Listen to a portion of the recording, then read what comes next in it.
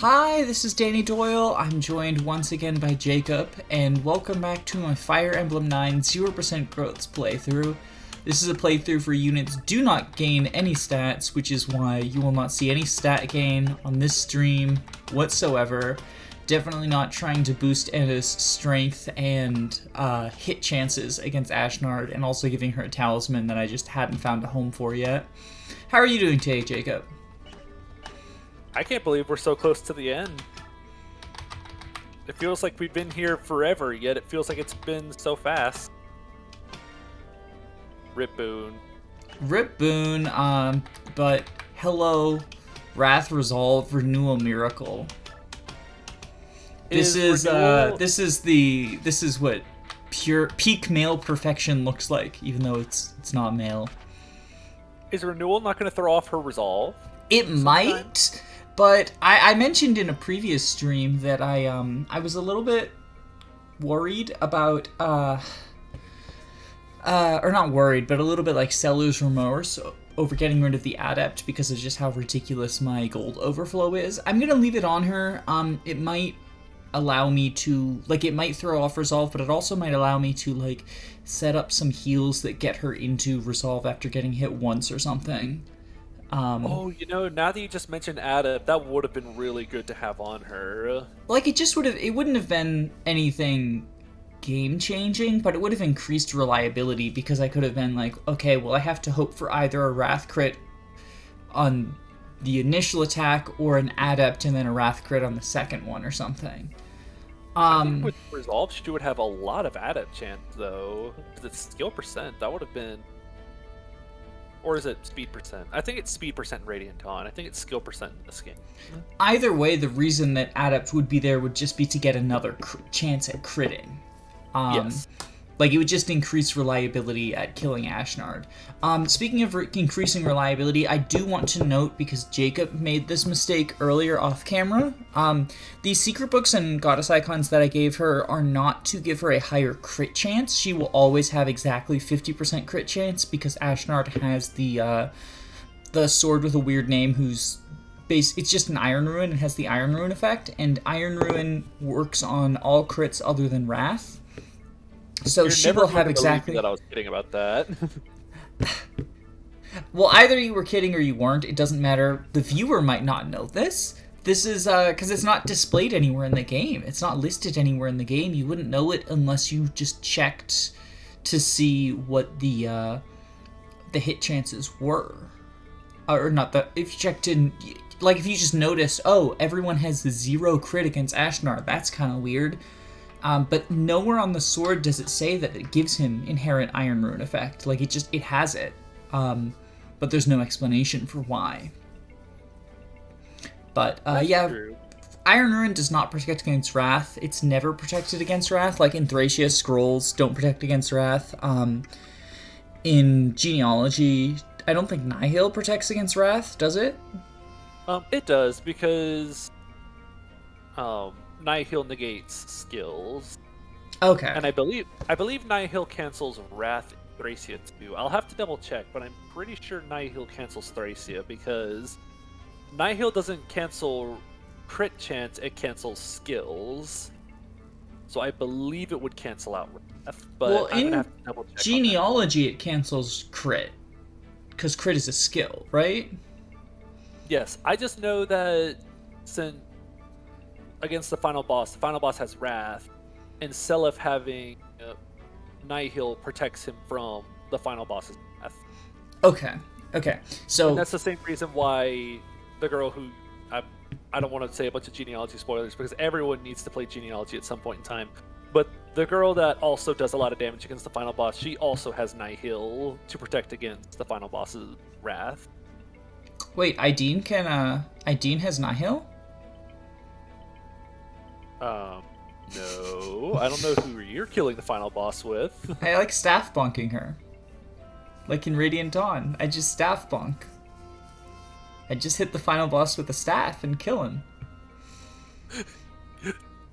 Don't say that about my game.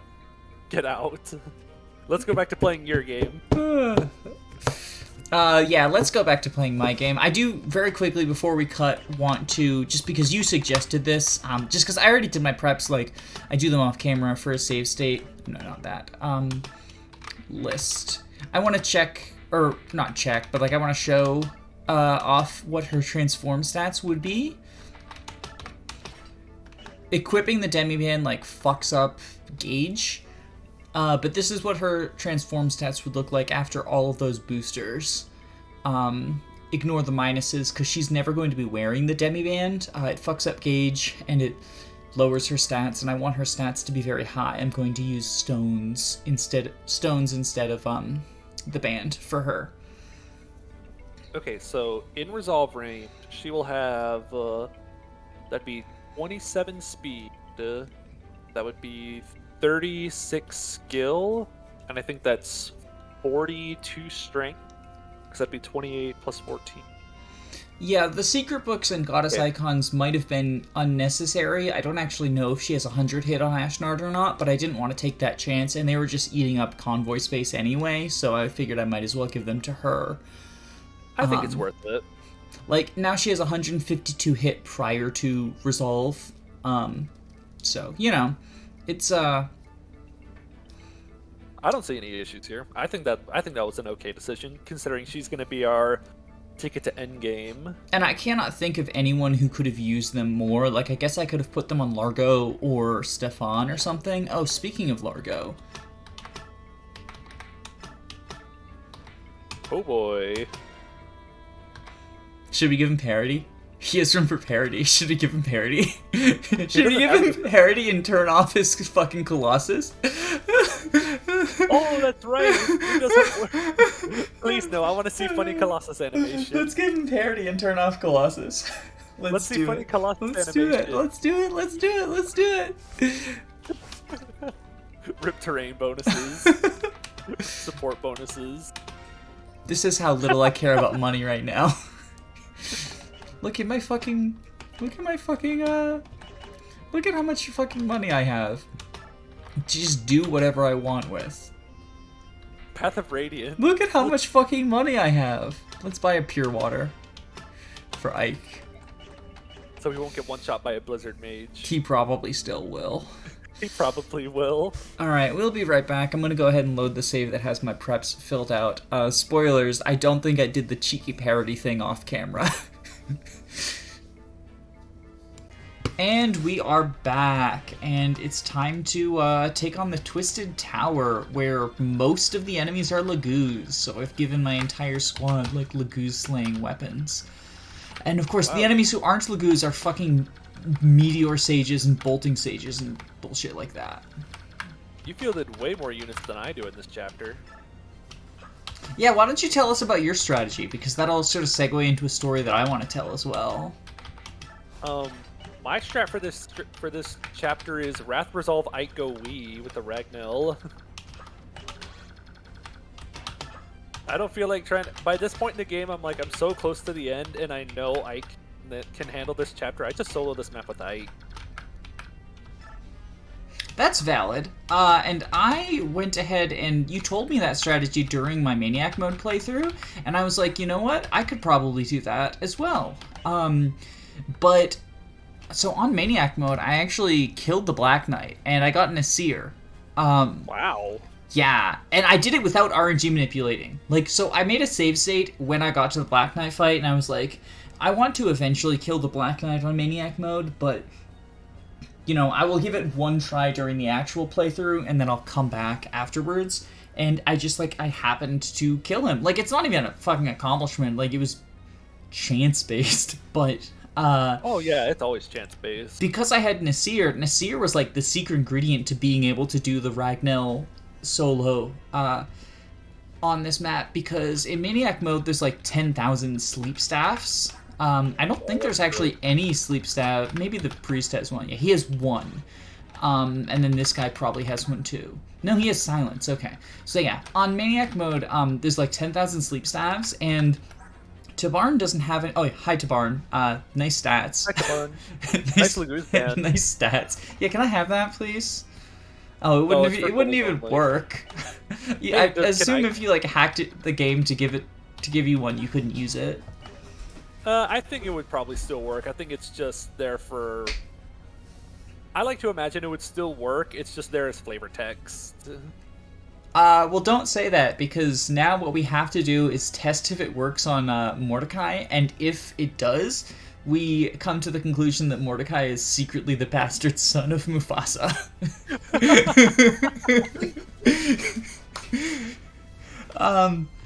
But yeah, so Tabaran doesn't have any healing items, so when he gets low HP, which he does because Maniac mode, he's like, heal hedge. I don't want to go to this one that's out of range of all the sleep staffers. I'll go here and get hit by 5 tornadoes and 17 sleep stabs.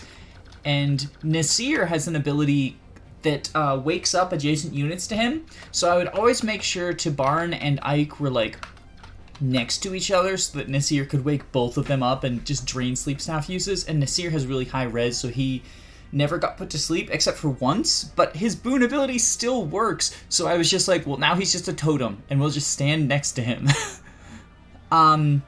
Speaking of Nasir, we didn't get Nasir, we got Anna, but let's do the not quite final but very close to final piece of unit analysis of the playthrough. I'll let you go first, because I probably have different thoughts than you on Anna.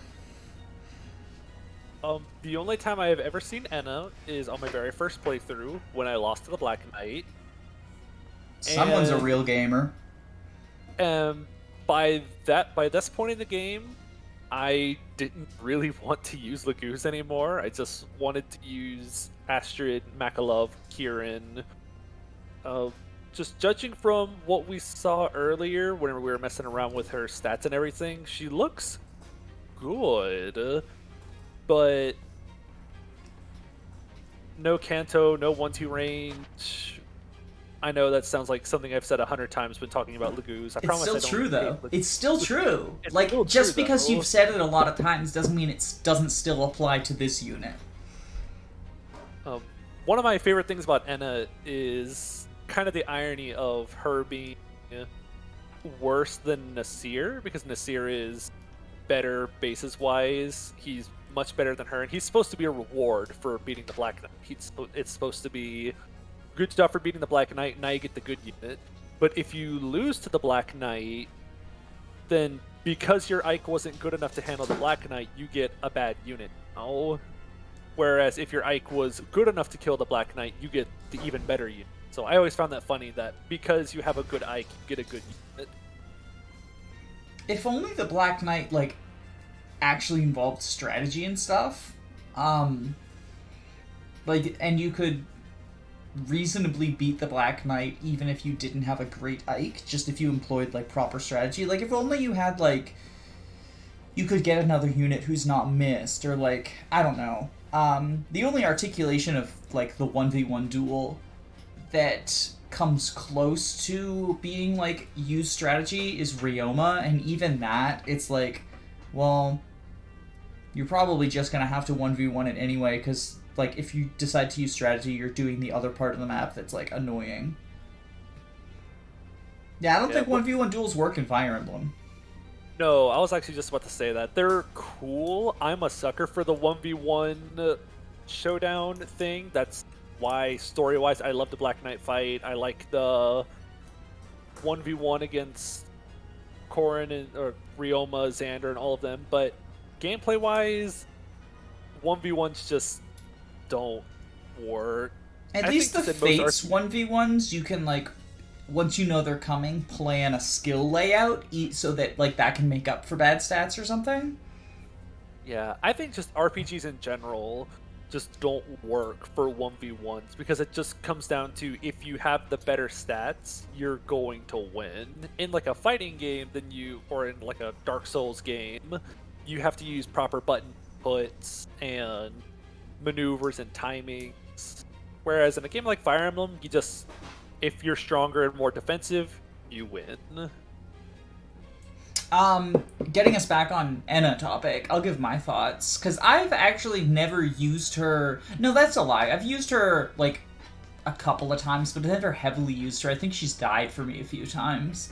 Her her stats are pretty good. Like, you mentioned her downsides already. Breath is one range in this game. I'm so glad they changed that in Radiant Dawn, even though dragons are still pretty bad in Radiant Dawn. There's at least interesting things you can do with them. Her gauge is another one of those, like, it's a weird middle child thing. It's 9 out of 20, so even weirder than, like, 10 or whatever, because it is functionally, like, unless she sees combat, it's functionally as if it's at 8, because they gain 2 every turn, but she can't go over 20.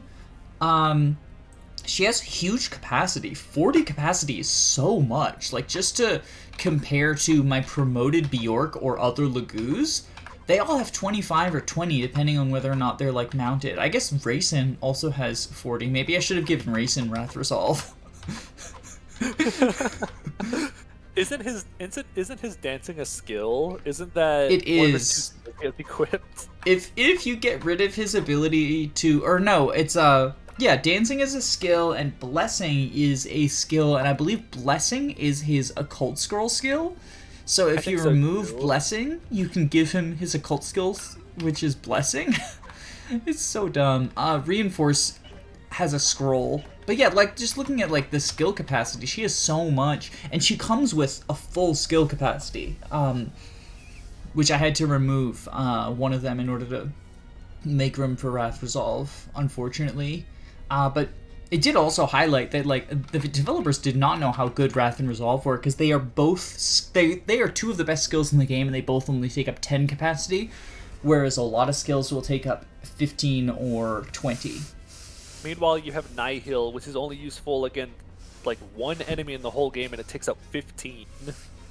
Yeah, I don't know what they were thinking. It's not only useful against one enemy. Most bosses at this point in the game have skills.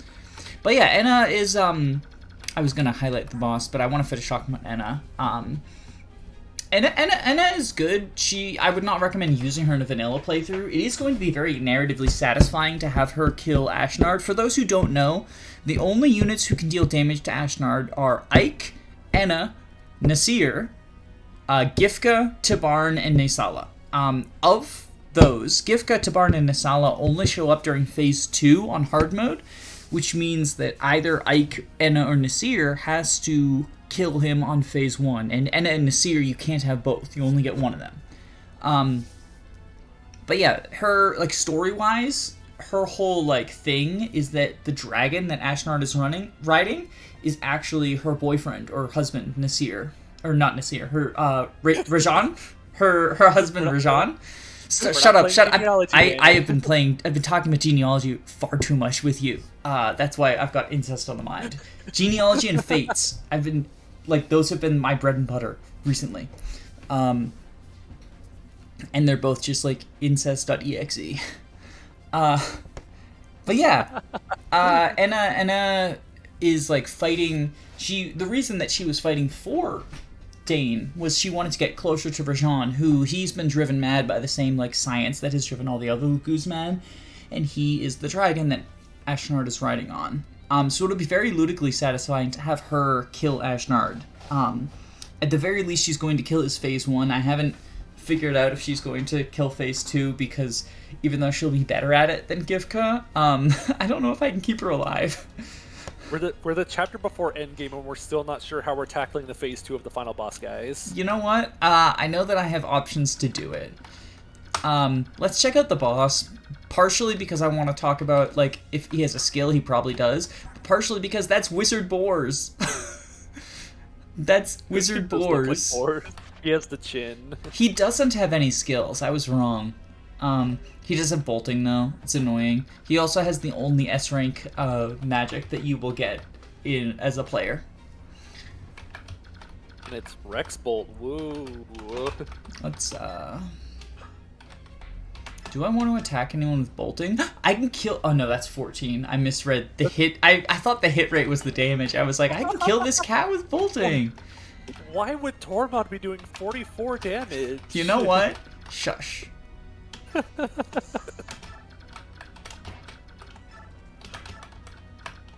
Man, I realized earlier that I didn't want to give away genealogy spoilers because I said everyone needs to play genealogy at some point, and you're like, yeah, it's incest the game. It is incest the game. I mean, it is. I'm not going to deny it. I mean, but... people like Fates, and Fates is like, hey, do you want to fuck your birth siblings? I don't think I have anything to do with race in this turn. At least genealogy doesn't do that. It does if you're Claude. It does if you're Claude.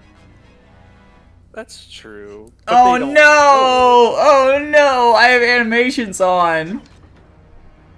I'm going to pretend that I do this. This is going to be the longest fucking enemy phase. I hope that it's just Taronio's animations. I genuinely don't remember though. Who else would we have turned? Oh, I mean, Largo and Taronio it would be, but like, I hope that I didn't just like turn them all on for Suiciding Mist, because I might have done that. I think you turned them all on and you deserve it for killing Mist. You're never gonna let that go. I hope every enemy suddenly gets plus 30 move and they can all attack you this turn. That would make this map very fast. Because you would reset. I mean, Taronio would not survive that onslaught. Uh-oh, time for Vantage Resolve. Here we go. Resolve. It wasn't enough. I actually really like this enemy phase that plays. I do want to like draw attention to he didn't get doubled because of Resolve. Like this is Taronio. Taronio Gaming. Gaming. Oh, can no more enemies attack? I was hoping to see more animations. No, they can't reach Har and Tanith either. Shoot. Let's go ahead and do that. Yeah, I turned them all on. Why did I do that? Yeah. Why did I do that? Again, I'm going to pretend that was part of the plan. Colossus, let's go. So now the question becomes like, there's so many enemies. What do I do? What do I do? 23 wow, nice plus damage. 28. So, I mean, the reason that I gave them these instead of silver is they're going to be dealing more damage with these than they would with silver. Does Largo have more weight than that cat? Are you hoping for a Colossus? Yes. I don't think Largo has more weight than any of the cat or tigers, but he might have more weight than, he very easily might have more weight than, Good, then turn on Largo's animation so we can watch him do funny Colossus thing. Do I want to try for the Flame Lance? Oh, I can kill a cat. I think I want to kill these ones up here so that there's a safe spot for my squishy mages, though. It's also possible I should have used the stone on Raisin turn 1. I just forgot to. I'm just an idiot. It's just because I'm an idiot. Like, I'm almost certainly going to have to reset because this is quite frankly a shitty situation. This is a fine mess. Nice, almost one shot. Yeah. How does he do with the Brave Axe? 18. Nope. I think that's also 2 points shy of killing. Bolting. Let's go. Ah! Oh well. Brave Axe crit. Cancel. Oh my god. Oh, nice miss. Ravens are so dodgy. It's almost like they're flying Myrmidon. Almost. Good, he's not in dragon range. I should have checked that earlier. This is almost certainly, like, this is bad. This is real bad.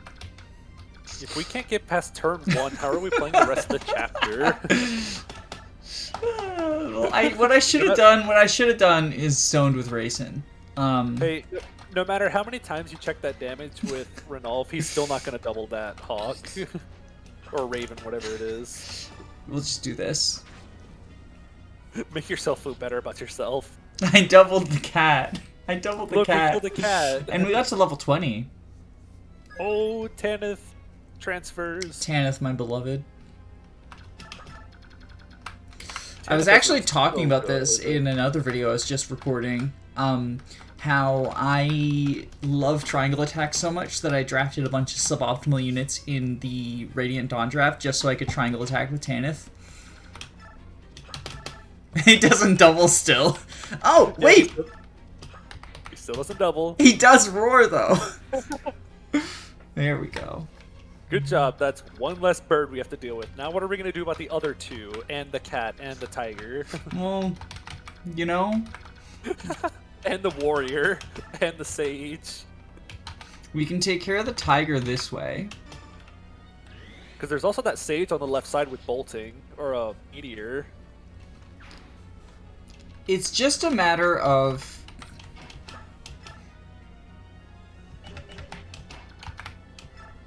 What is that sage's that.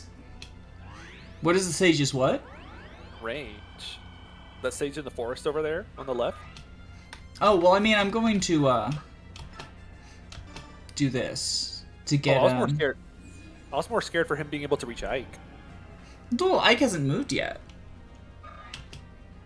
Oh, that's true, that's true. Sorry, I thought it was grayed out. Anna, are you going to be helpful this turn? What if Anna gets hit a whole bunch? He's still in attack range. What if Anna Oh, gets hit he's in range of the Raven. So what we'll do is items Ragno. Oh, that's right. We'll use the pure water that I got. Because that'll protect him for the Raven. It will do that. Yeah, the Ravens deal magical damage notoriously. Let's just keep hiding in the forest. I love this strat. Oh wait, that Raven can attack. Oh my God, Raisin's fucking dead. Oh, wait a second. Oh, no crit. Should have given her flare. I don't even know if flare would have killed actually. Ooh, wait. Yeah? Before you move risk. I was gonna move Turn on him that here. Raven. Turn on that Raven's range. That bottom Raven. Oh, they're all fucking dead. They're all so fucking dead. Like, it is just that Raven, but that Raven can kill any of them. 2 spaces down from Raisin. Is that a traversable tile? This? I mean, the heal hedge is. Okay, I was wondering if you put risk right below... Oh, you can't get him below Raisin. I was going to hope that maybe you could block the Raven, because I know there's some tiles that you can't wait on. So I was hoping that all those tiles below were ones you couldn't wait on, but oh well, I think we're going to have to reset. I think so too. I should have... Like, if I had transformed Raisin turn 1, I would have more options in terms of setting up a super dance. I guess I could have also directed to Barn to, like, head... I don't know. But then he wouldn't have attacked anything. It's possible that I went a little bit too... I don't know if I went too aggressive or too turtley, which is a great sign. Because it's possible that I went too aggressive by, like, extending units forward, but it's also possible that I was too turtley and there were too many units left alive. I think sending Tyronio forward like that's good. You might... The Lagoose Slayer is good, but, He deals more damage to Lagoose with a Lagoose Slayer than he does with a silver weapon. That's true. I was thinking if you still had, like, a spear or something, he could counter the warrior, but... The warrior I'm actually not that scared of. Because like, the warrior's already dead. Okay, dodge. Just dodge, Lamau. Just dodge, just dodge. Miracle? Oh wait, Miracle doesn't work. I need him for endgame. I need him for endgame. Okay. So that Raven right there, that Raven is a problem. That is what we call a problem Raven. But we've already been recording for like 30 minutes, so we'll cut the video off here. And we'll be back soon. I remember a line that you said last chapter where you said, you know, I think Twisted Towers is also kind of a breather map. Shut the fuck up. You shut the fuck up. It is! If you have a strong Ike. And you can just throw him in the middle of things with Nasir on Maniac mode. God, I wish that I'd recorded at the very least that chapter. Like, I'm not willing to replay it, but God, do I wish that I'd recorded it. Actually, you know what? I have a save state for fighting the Black Knight. I could just, like, refight the Black Knight and then record Twisted Tower. Ideas. If you want to see whether or not I do that or I never make good on my promises, like, comment, and subscribe. Bye-bye. Bye.